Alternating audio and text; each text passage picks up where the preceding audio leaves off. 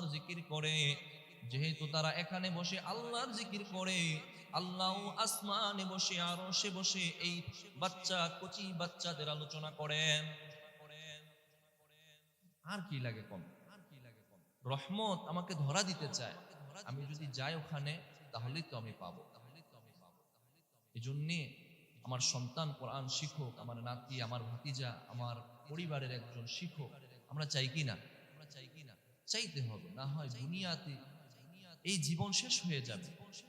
বয়সের জন্মের পর থেকে বালেগ হলেন, যৌবনে গেলেন, বার্ধক্যেও পৌঁছে গেলেন, জীবন আর কয়দিন চলবে বলে?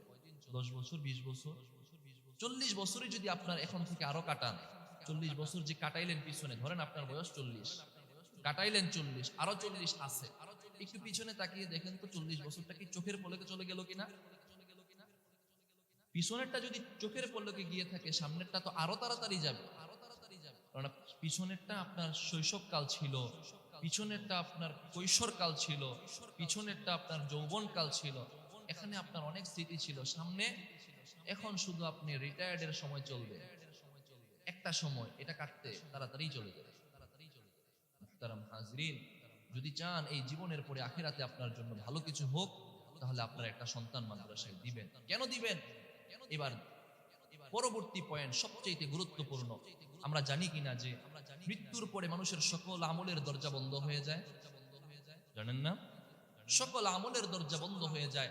সুনানে আবি দাউদের 2880 নম্বর হাদিসের বর্ণনা, আল্লাহর হাবিব সাল্লাল্লাহু আলাইহি ওয়াসাল্লাম ফরমান, عن أبي هريرة رضي الله تعالى عنه قال قال رسول الله صلى الله عليه وسلم إذا مات الإنسان انقطع عنه عمله إلا من ثلاثة أشياء আল্লাহর হাবিব সাল্লাল্লাহু আলাইহি ওয়াসাল্লাম ফরমান, মানুষ যখন মারা যায় তার সকল আমলের দরজা বন্ধ হয়ে যায়, ইল্লা মিন সালাসাতি আশিয়া, তবে তার তিনটা আমলের দরজা চালু থাকে।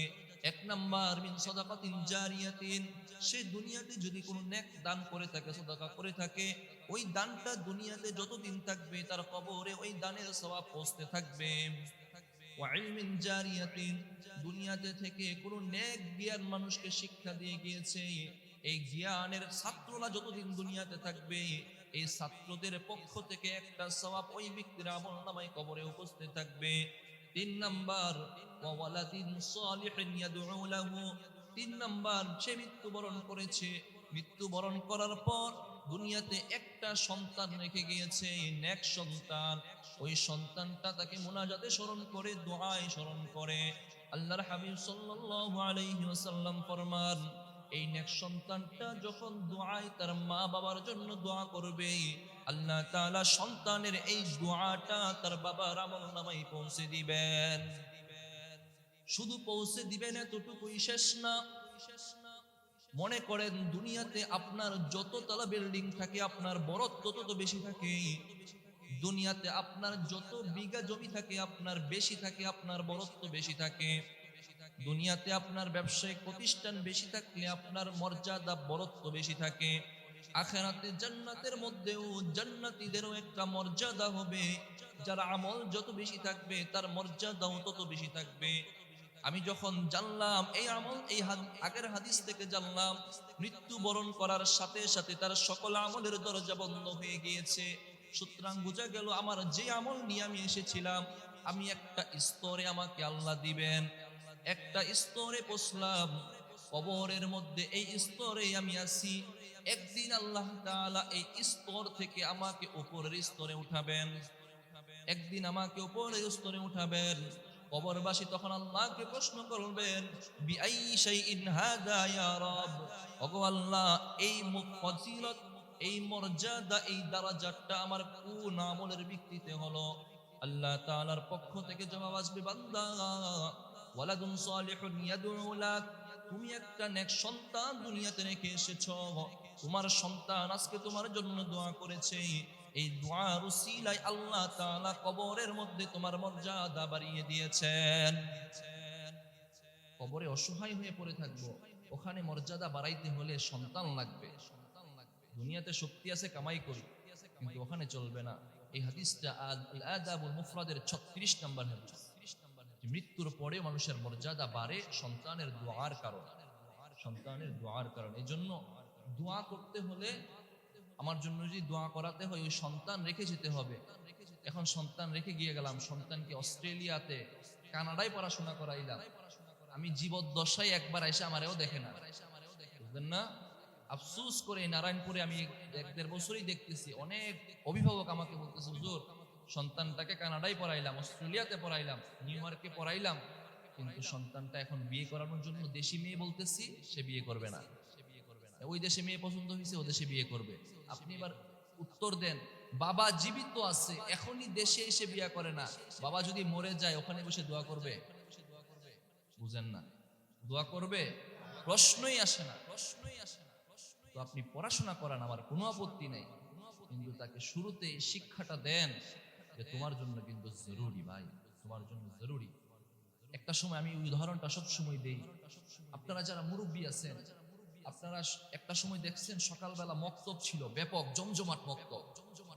আপনাকে শীতের সময়ে সকালবেলা আপনার মা দাদিরা একটা লুঙ্গি অথবা একটা কিছু ভিতর দিয়ে বেঁধে দিয়ে দিত, হাত ভিতরে দিয়ে আপনি মক্তবের দিকে চলতেন, ভিতরে মুড়ি একটা কিছু দিয়ে দিলে আপনি চাবাইতে চাবাইতে যাইতেন, তাই না?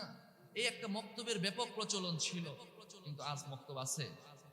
আমি বুঝাতে চাই, নাই তাও কোনো আপত্তি নেই, আপত্তি আছে এক জায়গায়।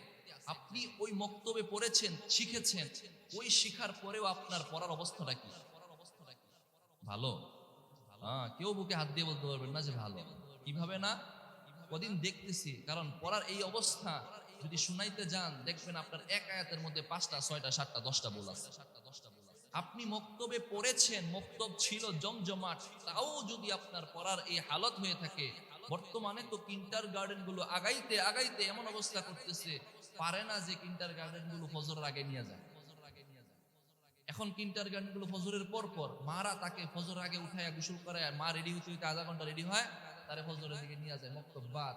আপনি মক্তবে পড়াশোনা করি, আপনার পড়াশোনার এই অবস্থা, এই সন্তানগুলা যে পড়াশোনা করতেছে না, কোরআন শিখতেছে না, আয়াত শিখতেছে না, সূরা শিখতেছে না, ওদের ফিউচার, ওদের ভবিষ্যৎটা কি অবস্থা একটু চিন্তা করেন, একটু চিন্তা করেন। অথচ যদি কোরআনটা শিখা হয়, আমি একটা হাদিস আপনাদের কাছে বলি, যে হাদিস থেকে এই মক্তব বা সকালবেলা পড়াশোনাটা অনেক ভালোভাবে বুঝে আসে, ভালোভাবে বুঝে আসে। সুনানে আবি দাউদের 1456 নম্বর হাদিসের বর্ণনা, উকবা ইবনে আমির রাদিয়াল্লাহু তাআলা আনহু বর্ণনা করেন। عن عقبة بن عامر رضي الله تعالى عنه قال قال رسول الله صلى الله عليه وسلم خرج رسول الله صلى الله عليه وسلم علينا ونحن بالصفة আল্লাহর হাবিব সাল্লাল্লাহু আলাইহি ওয়াসাল্লাম একদিন ঘর থেকে বের হলেন। উকবা ইবনে আমির রাদিয়াল্লাহু তাআলা আনহু বলেন, রাসূল ঘর থেকে বের হলেন, আমরা সুফার মধ্যে ছিলাম। রাসূল ঘর থেকে বের হয়ে সাহাবায়ে কেরামদেরকে বললেন, তোমরা কে আছো, আজকের দিনে তোমরা একটা উট নিয়ে সদাকা করতে পারবা? কে আছো একটা উট নিয়ে সদাকা করতে চাও? একটা উটনির দাম বর্তমান সময়ে ধরেন 1 কোটি টাকা। আমি যদি এখন ঘোষণা করি 1 কোটি টাকা কেউ দিবেন কিনা? যদি কারো সাধ্য থাকে তারপরও দিতে চাইবে না, সম্পদের প্রতি মায়া। যদি বলি যে একটা কিছু দেওয়া, একটা কিছু যদি আপনি এটা গ্রহণ করেন তাহলে 1 কোটি টাকা পাইবেন, কে চাইবে না?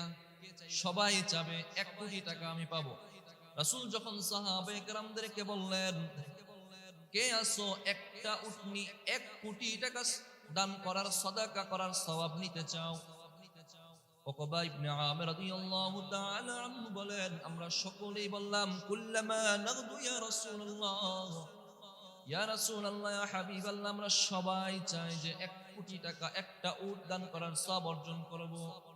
আল্লাহর হাবিব সাল্লাল্লাহু আলাইহি ওয়াসাল্লাম বললেন, কুল্লামা নাগদু ইলাল মসজিদ ফায়াতাআল্লামা আয়াতাইনি। আল্লাহর হাবিব সাল্লাল্লাহু আলাইহি ওয়াসাল্লাম ফরমান, কোন বান্দা বান্দি যখন সকাল বেলা মসজিদের মধ্যে আগমন করে, এখানে একটা শব্দ ব্যবহার করা হয়েছে, সকাল বেলা মসজিদে আগমন করে, মসজিদে এসে ইয়াতাআল্লামু আয়াতাইন, 2টা আয়াত শিক্ষা করে। সকালে এসে মসজিদে আয়াত 2টা শিক্ষা করলে আল্লাহ তাআলা তার আমলনামায় 2টা উটনি দান করার সওয়াব দান করবেন।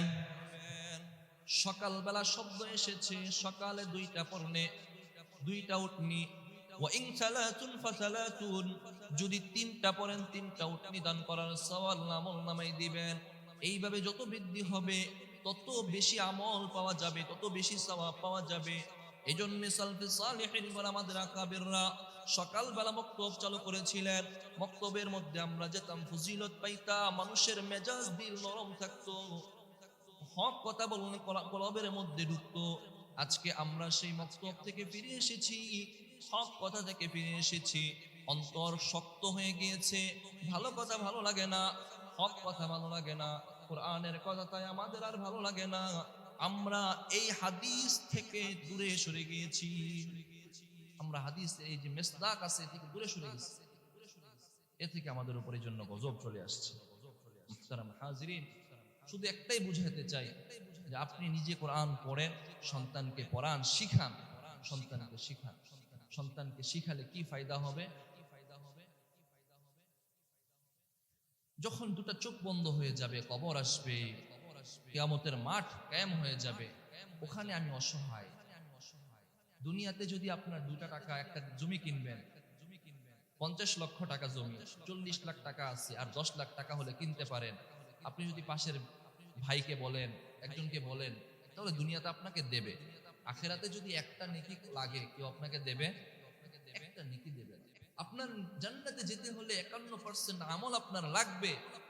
এখন আপনার যখন একটা নেকি শর্ট হয়ে যাবে, আপনার জন্য জাহান্নামটা তখন নির্ধারিত হয়ে যাবে, তখন আপনার জন্য কে সুপারিশটা করবে? সুপারিশটা করবে কে? যদি আপনি একটা ছেলেকে কোরআনের হাফেজ বানিয়ে যেতে পারেন, একটা ছেলেকে কোরআন শিক্ষা দিয়ে যেতে পারেন, আল্লাহর হাবিব সাল্লাল্লাহু আলাইহি ওয়াসাল্লাম ফরমান, আপনার পরিবারের ও যাকে চায় এমন 10 জন জাহান্নাম ওয়াজিব নির্ধারিত হয়ে গিয়েছে, এমন 10 জনকে সে সুপারিশ করে জাহান্নাম থেকে জান্নাতে নিয়ে যেতে পারবে। সুনানে তিরমিজির 2905 নম্বর হাদিসের বর্ণনা।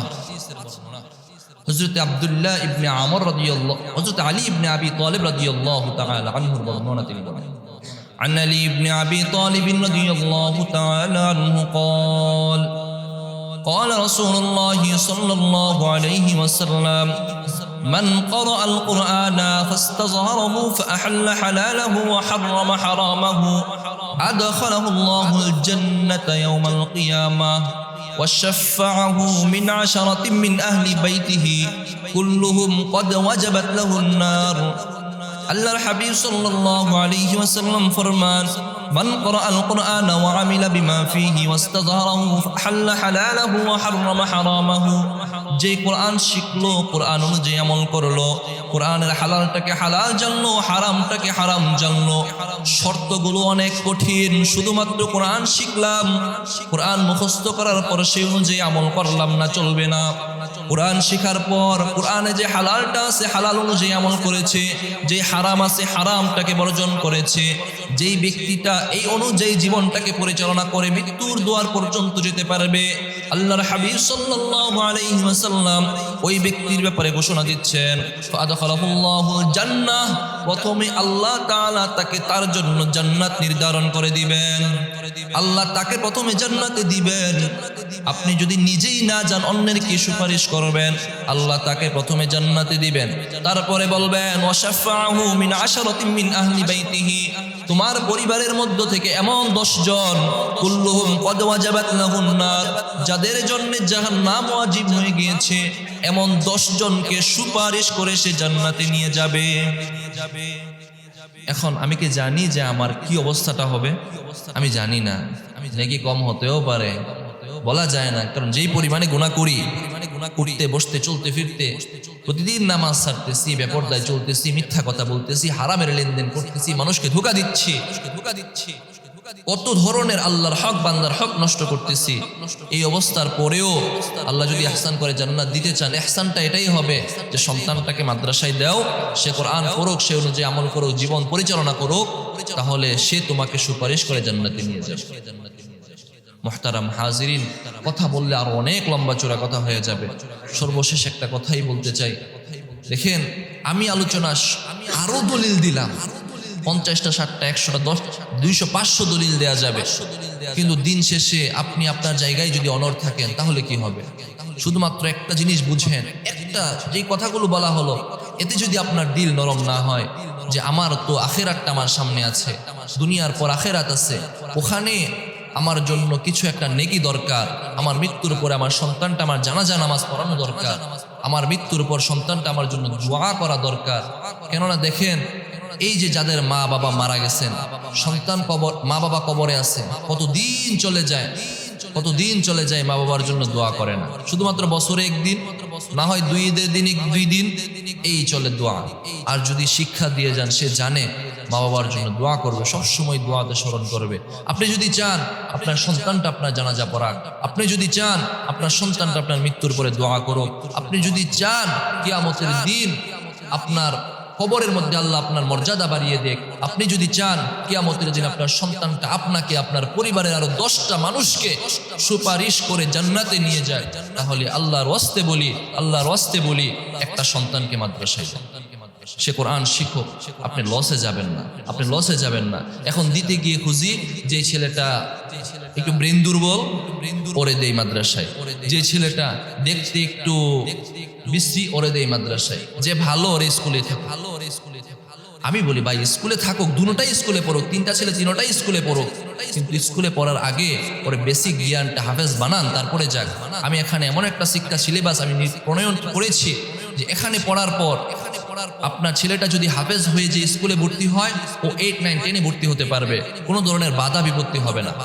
আপনি 6 বছর 4, 5, 6 বছরে ভর্তি করে দেন, আপনাকে গ্যারান্টি দিলাম যদি একদম বেসিক থেকে হয় 1 বছর আরো 3 বছর 4 বছরে আপনার ছেলেটাকে আমি হাফেজ বানিয়ে দেব। আর যদি কোনোটা একটু আগিয়ে গিয়ে থাকে তাহলে 3 বছর সময় দিবেন, আমি আপনাকে হাফেজ বানিয়ে দেব। ভাই আমি জিম্মাদারি নিচ্ছি আপনার থেকে, আর কি লাগে বলেন? মুরব্বীদের জন্য আমি বলেছি আপনাদের জন্য সকালবেলা এই মুহূর্তে হোয়াটসঅ্যাপে আপনাদের জন্য ক্লাস খুলেছি, সকালবেলা ফজরের পরে এখানে ক্লাস হয়। আপনাদের সন্তানদের জন্য মাদ্রাসায় পূর্ণ দমে মেহনত করা হচ্ছে, যোগ্য ওস্তাদদের মাধ্যমে, সিলেবাসের মাধ্যমে। তারপরে যদি একটা ছেলে ভর্তি না করে এই অবস্থায় আপনার জীবনটা এক্সপ্লেন করে অতিবাহিত করে যান, কিয়ামতের দিন আল্লাহর কাছে কি জবাব দিবেন? তৈরি থাকবেন। আল্লাহ যদি বলে তোমার জন্য এত সুবিধা ছিল, নারায়ণপুরে মাদ্রাসা ছিল, এত ভালো, এত পুরনো একটা মাদ্রাসা, এত সুগঠিত একটা মাদ্রাসা ছিল, তারপরেও কেন দিলা না তুমি? ভাই এতটুকুই বলি যে শিক্ষার জন্য সুন্দর একটা পরিবেশ, মানসম্মত একটা পরিবেশে আমরা এগিয়ে যেয়ে যাচ্ছি। যদি মনে করেন যে একটা ছেলে পড়া দরকার, ইনশাল্লাহ আমি নিজে জিম্মাদারি নিলাম, আল্লাহ আমাকে সহায়তা করেন, আপনারা দোয়া করবেন, বলেন আমিন। বাকি এগিয়ে নিয়ে যাচ্ছি আপনাদের সন্তান, প্রত্যেকটা ছেলেকে যতগুলো সুবিধা দেওয়া দরকার, আবাসন, খাবারের ব্যবস্থা, পড়াশোনার ব্যবস্থা, প্রত্যেকটা সেক্টরে ওদের জন্য দেখাশোনা করতেছি। প্রত্যেকটা জায়গায় পুঙ্খানুপুঙ্খানুভাবে সবার সাথে পরামর্শ করে যেই জায়গাগুলো ত্রুটি ছিল এগুলোকে এগিয়ে নিয়ে যাচ্ছি সবার জন্য। আপনারা শুধু দোয়া করবেন, পরামর্শ দিবেন, সন্তানকে সর্বশেষ মাদ্রাসায় দিবেন। যে কথাগুলো বললাম আল্লাহ তাআলা